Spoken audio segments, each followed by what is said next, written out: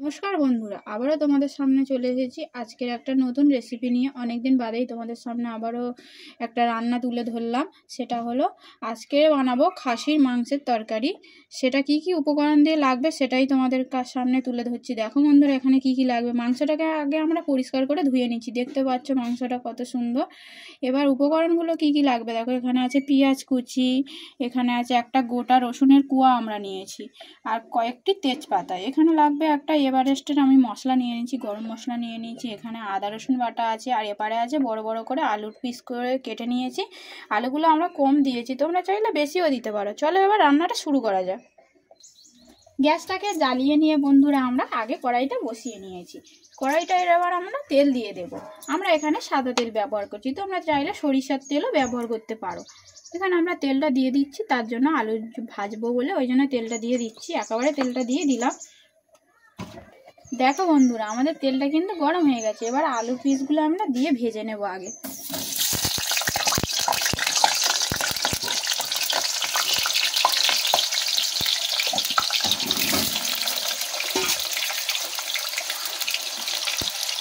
তো ভাজার জন্য ওপর থেকে আমরা একটু হলুদ গুঁড়ো দিয়ে দেবো, যাতে না তেলটা চারদিকে ছড়াছড়ি করে।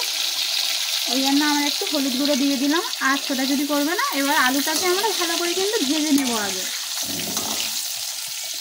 আমি একটু বড় বড় করে আলু পিস কেটেছি। দেখো বন্ধুরা, একদম সহজ পদ্ধতিতে রান্নাটা করলাম। অবশ্যই করে খেয়ে দেখবে, অবশ্যই তোমাদেরও ভালো লাগবে। একদম খুব সহজ পদ্ধতিতে করে দেখাবো আজকের তোমাদের সামনে। আমাদের আলুগুলো লাল লাল করে ভাজা হয়ে গেছে, এবার আমরা তুলে নেব বন্ধুরা। দেখো আলুগুলোকে কত ফাঁকা করে ভেজে নিয়েছি।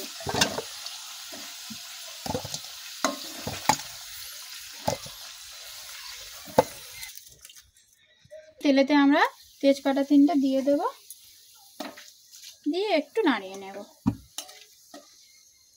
নাড়ানো হয়ে গেলে পেঁয়াজ কুচিগুলো আমরা দিয়ে দেব।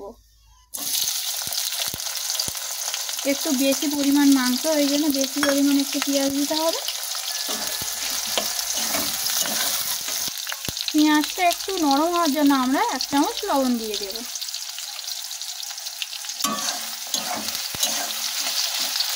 দিয়ে এটাকে আমরা ভালো করে ভেজে নেব। পেঁয়াজটাকে আমরা ভালো করে কিন্তু ভেজে নেব বন্ধুরা। পেঁয়াজটা একটু ভাজা ভাজা হয়ে গেলে আমরা আদা রসুন বাটাটাকে দিয়ে দেব। আমরা কিন্তু মাংসেতে কোনো মশলা বাটা মাখিয়ে রাখিনি, একদম সাধারণভাবে করছি। মশলা কোনো বাটা মাখায় রাখার দরকারও নেই। একদম ঘরোয়া পদ্ধতিতে খুব সুন্দর হবে, কিন্তু মাংসতে না মশলা মাখালেও খুব সুন্দর হবে রান্নাটা। এটা একটু এবার আমরা কষিয়ে নেবো। এতে টমেটো কুচি একটু দিয়ে দেবো, দিয়ে এটাকে আমরা ভালো করে কিন্তু কষিয়ে নেব আগে।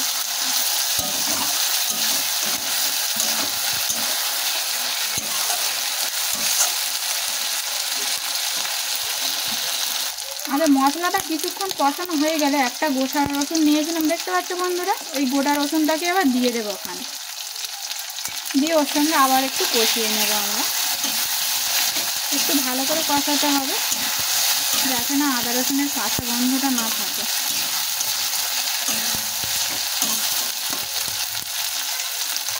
অনেকক্ষণ কষানো হয়ে যাওয়ার পর এবার আমরা পরিমাণ মতন মশলাগুলো দিয়ে দেবো। প্রথমেই আমরা লবণ দিয়ে দেবো।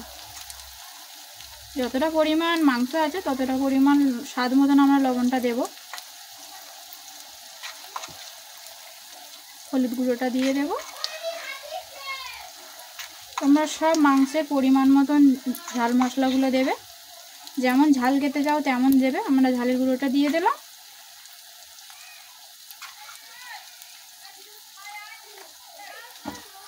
দিয়ে এটাকে আবারও একটু কষিয়ে নিতে হবে।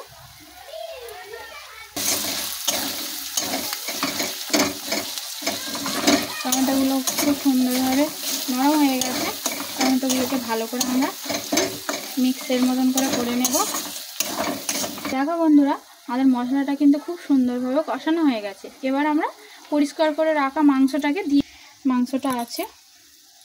মাংসটাকে আমরা এবার মশলার উপরে দিয়ে দেব।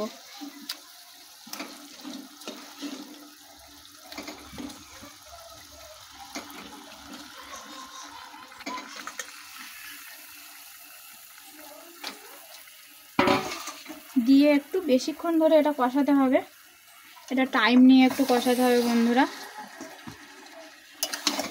যেহেতু এটা খাসির মাংস তো একটু টাইম নিয়ে এটাকে আমরা ভালো করে আগে কষিয়ে নেব।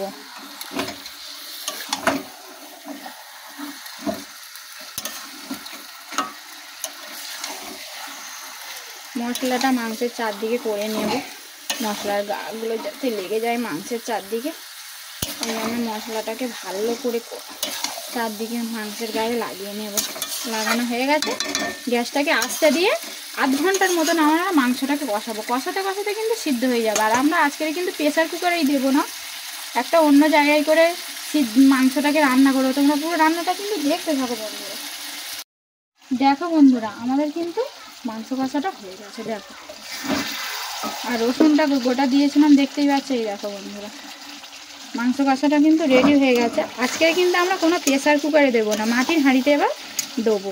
মাটির হাঁড়ি কিন্তু খুব সুন্দরভাবে সিদ্ধ হয়, তোমরা একবার অন্তত করে দেখবে। মাটির হাঁড়িতেও প্রেসার কুকারের থেকেও অনেক সুন্দর টেস্ট হয়। এবার আমরা এই মশলাটাকে মাটির হাঁড়িতে দিয়ে দেবো সবগুলো। মাটির হাঁড়িটা দেখো বন্ধুরা আমরা নিয়ে নিয়েছি। এবার কষানো মাংসগুলো আমরা দিয়ে দেবো প্রথমেই মাটির হাঁড়িতে, আস্তে আস্তে দেবো সাবধানে, যেহেতু গরম জিনিস তো ওই জন্য সাবধানে দেবো।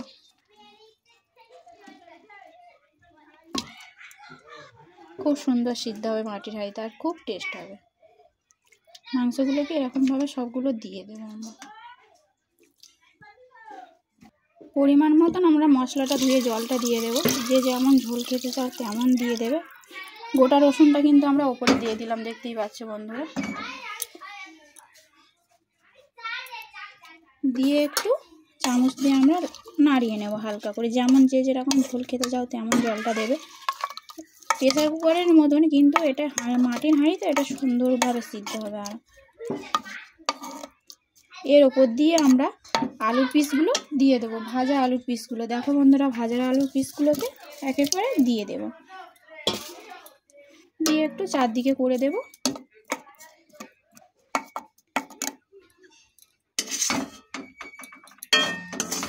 এবার আমরা ওপর থেকে একটা ঢাকা দিয়ে দেব।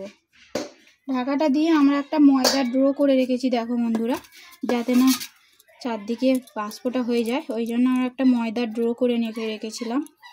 ময়দার ডোটা এর চারপাশ থেকে ভালো করে আমরা এঁটে দেবো, যাতে না এর বাষ্পটা চারদিকে বেরিয়ে আসে। এরকম করে ভালো করে দিয়ে দেব, ওপর নিচে করে ভালো করে সোজা করে বসিয়ে এটাকে এরকমভাবে দিয়ে দেব আমরা, ঠিক আছে? একটু সাবধানে দেবে তোমরা।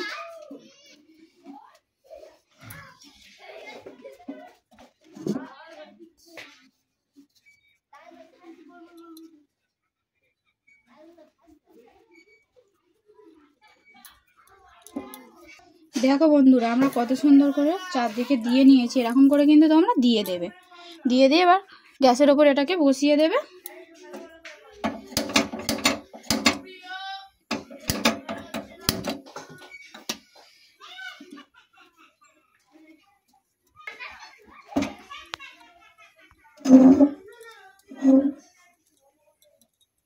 সুন্দর করে বসিয়ে দেবে, এটা 15 মিনিট মতন সিদ্ধ হতে দেবে। এটাকে লাভিয়ে নেব আমরা, তাহলে আমাদের রেডি হয়ে যাবে খাসির মাংসের তরকারিটা, যেটাকে তোমরা বলো মটন, যে যেরকম নামে চেনো। এটা তাহলে আমাদের রেডি হয়ে যাবে। 15 মিনিট বাদে আবারও ফিরে আসছি তোমাদের সামনে। দেখো বন্ধুরা, আমাদের কিন্তু আটার প্রলেপগুলো ছাড়িয়ে নিয়েছি, আর আমাদের 15 মিনিট হয়ে গেছে। এবার তোমাদের সামনে আমি একটু খুলে দেখাবো, তোমরা দেখো বন্ধুরা। প্রেসার কুকারের থেকেও এটা কত সুন্দর রান্নাটা হয়েছে, তোমাদেরকে দেখাচ্ছি। খুলছি আস্তে আস্তে, গরম হয়ে গেছে তো, দেখো বন্ধুরা।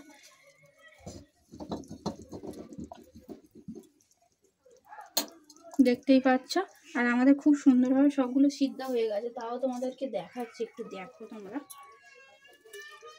চামচ নিয়ে একটা দেখাচ্ছি, দেখো সব খুব সুন্দরভাবে সিদ্ধ হয়ে গেছে কিন্তু বন্ধুরা।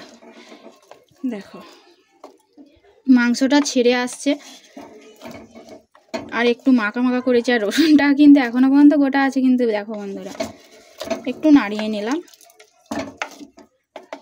ওপর থেকে একটু ঘি ছড়িয়ে দেব, ঠিক আছে? তোমরা চাইলে নাও দিতে পারো, আমি একটু দেবো ঘিটা। উপর থেকে একটু পরিমাণ ঘি দিয়ে দিলাম। দিয়ে ওটাকে আরও নাড়িয়ে নিতে হবে, তাহলে আমাদের মটন কষাটা হয়ে যাবে, মাটির হাঁড়ির মটন কষাটা হয়ে যাবে। দেখো আলুটাগুলো কিন্তু খুব সুন্দর সিদ্ধ হয়ে গেছে, আলুগুলো কিন্তু আমরা ঘাঁটবো না, গোটা গোটাই রেখে দেব। দেখো আমাদের তাহলে রেসিপিটা রেডি হয়ে গেছে। তোমরা কে কে খাবে চলে এসো বন্ধুরা। আর যারা যারা এখনও পর্যন্ত আমার চ্যানেলটাকে সাবস্ক্রাইব করেনি অবশ্যই আমার চ্যানেলটাকে সাবস্ক্রাইব করে নেবেন, এরকম নিত্য নতুন রান্না তোমাদের সামনে তুলে ধরার জন্য।